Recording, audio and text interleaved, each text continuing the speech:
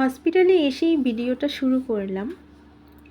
এর আগে ইচ্ছে ছিল না যে কোনো কিছুর ভিডিও করি, তাই ভাবলাম যেহেতু আমার মনটা ভালো নেই, প্রিয় মানুষটা সুস্থ নেই, তো একটু ভিডিও করে আপনাদের সাথেও শেয়ার করি আমার মনের অবস্থা।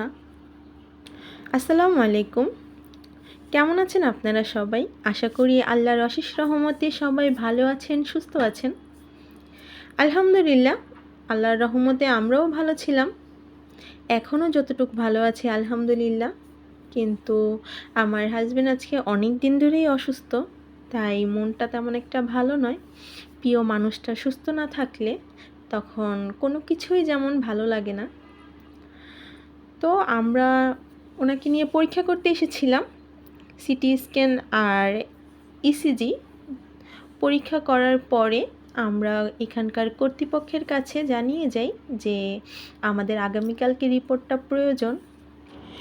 আমরা কাউন্টার থেকে জানতে পারি যে আগামীকালকে রাত্রে রিপোর্ট দেওয়া হবে আর আমাদের ডক্টর আসবে সকালে। তো এজন্য আমরা ওনাদেরকে বলে রিপোর্টটা তাড়াতাড়ি পাওয়ার ব্যবস্থা করি, তারপর আমরা বাড়ির জন্য রওনা হয়ে যাই। আগামীকালকে আবার আসব।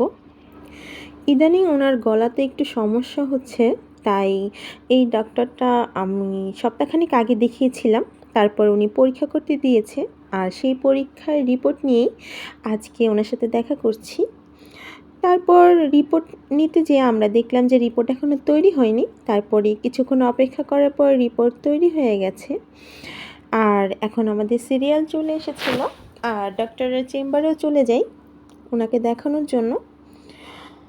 উনি সব কিছু দেখে বলল, না সব কিছু ঠিক আছে, নর্মাল আছে।